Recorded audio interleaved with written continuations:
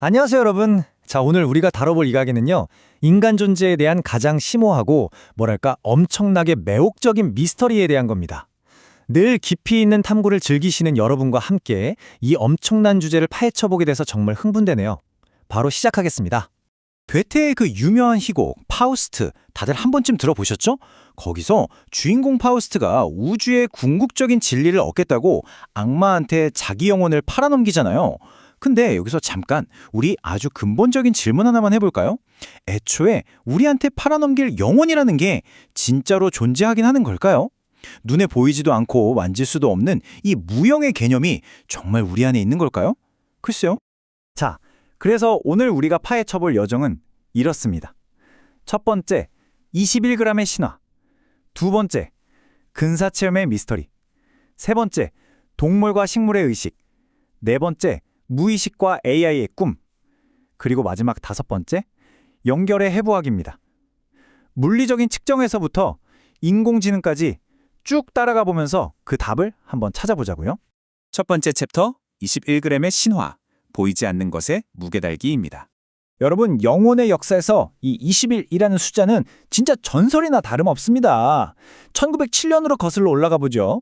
던컨 맥두걸이라는 의사가 있었는데 이분은 영혼의 존재를 물리적으로 증명하겠다는 생각에 완전히 꽂혀 있었습니다. 어떻게 했냐면요, 거대한 산업용 저울을 개조해서 죽음을 앞둔 환자들의 침대를 통째로 올려놓고 그 무게를 쟀어요. 그리고 사람이 숨을 거두는 바로 그 찰나의 순간 무게가 정확히 21g 줄어들었다고 발표했죠. 20세기 초에 인간의 영혼을 물리적으로 포착하려고 했던 정말 최초의 과학적 시도였습니다. 근데요, 이 결론에는 아주 치명적인, 말도 안 되는 허점이 있었습니다. 맥두걸이 인간뿐만 아니라 개들을 데리고도 똑같은 실험을 했거든요. 근데 인간은 죽음의 순간 21g이 줄었는데 개들은 몸무게 변화가 제로, 그러니까 전혀 없었던 거예요. 이걸 보고 그는 동물한테는 영혼이 없구나, 이렇게 결론을 내버렸죠. 오늘날 우리가 보면 피험자도 겨우 6명뿐이었고 실험 방법도 진짜 엉망진창이었지만 어쨌든 이 21g이라는 썰은 지금까지도 엄청나게 유명한 신화로 남아있습니다. 두 번째 챕터, 근사체험의 미스터리. 시대를 뛰어넘는 유체이탈 경험입니다. 자, 물리적인 실험은 실패했으니까 이제 조금 더 영적인 영역으로 넘어가 볼게요. 기원전 1만 5천 년 전 프랑스 라스코 동굴 벽화를 보면 죽어가는 사냥꾼 옆에 영혼을 상징하는 작은 새가 그려져 있습니다. 그리고 1500년대부터 인도 바라나시에서는 죽은 자의 육체를 불태워서 영혼을 육체의 굴레에서 해방시키는 의식을 해왔고요. 조금 더 현대로 와서 1990년대 크리스틴 브레펠트라는 분은 생사의 갈림길에서 아주 깊은 유체 이탈을 경험했다고 합니다. 그러니까 육체를 떠나는 영혼이라는 이 아이디어는 그냥 어느 한 시대에 반짝 유행했던 게 아니라 인류 역사 전체를 관통하는 아주 보편적인 개념이라는 거죠. 방금 말씀드린 크리스틴 브레펠트가 출산 중 겪었던 그 위기의 순간을 자세히 들여다보면요, 소름 돋게도 아주 공통적인 패턴이 보입니다. 물리적인 몸 밖으로 떠오르고 방을 위에서 내려다보고 두려움이나 불안이 완전히 사라져요. 그러다가 아주 따뜻하고 밝은 빛을 향해 가면서 궁극적인 평화로움을 느낀다는 거죠. 여기서 진짜 놀라운 포인트가 뭔지 아세요? 문화도 다르고 종교도 완전히 다른 전 세계 수많은 사람들이 죽음의 문턱에서 겪는 경험이 이 리스트와 정확히 똑같다는 겁니다. 정말 신기하지 않나요? 그럼 이걸 과학적으로 어떻게 증명할 수 있을까요? 중환자의학 전문가인 샘파냐 박사가 병원 15곳에서 소생된 심정지 환자 140명을 상대로 연구를 진행했어요. 그중에 13명이 근사체험을 했다고 보고했죠. 파냐 박사가 어떻게 했냐면 환자들이 유체 이탈을 해서 천장 쪽으로 떠올라야만 볼 수 있게끔 방 위쪽에 그림들을 몰래 숨겨놨거든요. 결과가 어땠을까요? 아쉽게도 그 숨겨진 이미지를 본 사람은 단 한 명도 없었습니다. 네, 결국 우리는 영혼이 육체를 떠난다는 확실하고 딱 떨어지는 경험적 증거는 아직 찾지 못한 셈이죠. 세 번째 챕터입니다. 동물과 식물의 의식, 생명의 정의 확장하기. 그럼 방향을 살짝 틀어볼게요. 영혼이나 영적인 의식이라는 게 꼭 인간한테만 있는 걸까요? 나는 생각한다, 고로 존재한다. 철학자 르네 데카르트의 너무나 유명한 명언이죠. 17세기 사람들의 관점에서 영혼은 오로지 이성적으로 사고하고 자아를 인식할 수 있는 우리 인간에게만 엄격하게 허락된 거라고 믿었던 겁니다. 여기서 두 철학자의 시각이 극명하게 갈리는데요. 데카르트는 오직 인간만 영혼이 있고 동물은 이성이 없는 단순한 기계에 불과하다고 봤죠.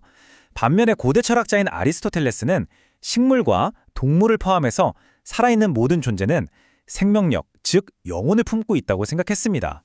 데카르트보다 훨씬 더 넓고 포괄적인 시각이었던 거예요. 근데 여기서 진짜 재미있는 사실 하나 알려드릴까요? 현대 과학이 데카르트의 편협한 시각이 아니라 오히려 아리스토텔레스의 손을 철저하게 들어주고 있습니다. 코끼리나 까치는 거울 테스트를 가뿐히 통과해서 자기 자신을 인식했습니다. 자아가 있다는 소리예요.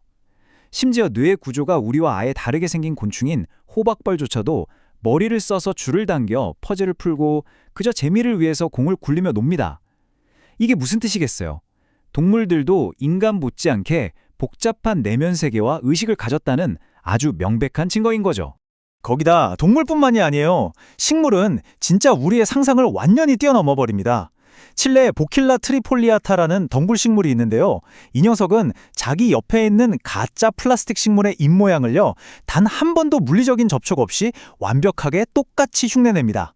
와, 이게 말이 되나요? 과학자들은 이 식물의 잎 표면 세포가 일종의 렌즈 역할을 해서 시각적인 자극을 말 그대로 본다고 의심하고 있어요. 신경계도 없는 식물이 주변을 보고 똑같이 모방한다면 대체 의식적인 생명이라는 것의 경계는 어디까지일까요? 네 번째 챕터, 무의식과 AI의 꿈, 우리의 내면 세계 해독하기. 자, 영혼이 단순한 이성적 사고나 뇌세포에만 있는 게 아니라면 대체 어디에 숨어 있는 걸까요? 지그문트 프로이트가 심리학계에 엄청난 혁명을 일으켰죠. 바로 무의식이라는 개념입니다. 우리가 겉으로 하는 의식적 사고, 저 밑바닥에 우리의 진짜 욕망, 두려움, 그리고 어쩌면 영혼 그 자체가 숨겨져 있다는 거예요. 그리고 프로이트는 이런 무의식의 영역이 주로 우리의 꿈을 통해서 그 모습을 드러낸다고 굳게 믿었습니다. 이제 가장 핵심적인 포인트입니다. 지금 일본 교토의 카미타니 교수 연구팀이 하고 있는 작업이 진짜 압권인데요. 이분들은 최첨단 인공지능을 써서 꿈의 세계를 글자 그대로 시각화하고 있습니다. 먼저 AI한테 특정 단어랑 이미지를 연결하도록 팍팍 학습을 시킵니다. 그런 다음 사람이 잠들면 뇌파를 기록했다가 깨워서 방금 꾼 꿈을 묘사하게 하죠. 마지막으로 학습된 AI가 그 뇌파를 분석해서 머릿속에 있던 꿈을 짜잔 하고 영상으로 재구성해내는 겁니다. 무의식, 즉 영혼이 깃들어 있을지 모르는 그 꿈의 풍경을 AI를 통해 우리가 직접 들여다보고 있는 셈이에요. 대단하지 않나요? 어느덧 마지막 5번째 챕터네요. 연결의 해부학, 서로의 안에서 영혼 찾기입니다. 지금까지 우리는 과학과 기술로 영혼을 찾으려 해봤죠. 근데 사실 생각해보면 우리는 이미 일상 속에서 영혼의 존재를 느끼고 살고 있는지도 모릅니다. 고대 철학자 플라톤이 이런 시나리오 이야기했어요. 원래 인간은 두 사람이 하나로 합쳐진 둥근 형태였는데 신들의 노여움을 사서 반으로 쪼개졌고 그래서 평생 잃어버린 자기 반쪽을 찾아 헤맨다고요. 근데 놀랍게도 오늘날 사람들의 60%가 여전히 이런 솔메이트의 존재를 믿는다고 합니다. 우리는 그저 단순한 생물학적 결합이 아니라 누군가와 깊이 연결돼서 온전해진다는 그 감각을 끊임없이 추구하고 있는 겁니다. 흥미로운 점은 이런 깊은 연결의 감각이 우리 삶에서 어마어마하게 현실적인 힘을 발휘한다는 겁니다. 사회학자들의 연구를 보면요, 삶에서 압도적인 경외감이나 다른 사람과의 깊은 연결감을 경험해 본 사람들이 그렇지 않은 사람들에 비해 훨씬 더 공감 능력이 뛰어나고 친사회적으로 행동한다고 해요. 눈에 보이지 않는 내면의 숭고한 경험이 실제로 우리의 행동을 더 따뜻하고 인간적으로 변화시키는 거죠. 그래서 결국 우리가 주관적으로 느끼는 사랑, 경외감, 타인과의 끈끈한 연결, 이런 강렬한 감정적 경험들이야말로 우리 안에 영혼이라는 내면 세계가 존재한다는 궁극적인 증거가 아닐까요? 물론 과학의 저울로 그 무게가 21g인지 잴 수는 없었지만 우리가 서로의 마음속에서 느끼는 이 압도적인 감정들은 그 자체로 너무나도 생생하고 뚜렷하니까요. 자, 여러분, 여러분의 영혼은 지금 세상과 어떤 방식으로 연결되어 있습니까? 오늘 함께 나눈 이 흥미로운 해설이 여러분 자신의 내면을 새롭게 바라보는 멋진 계기가 되었기를 바랍니다.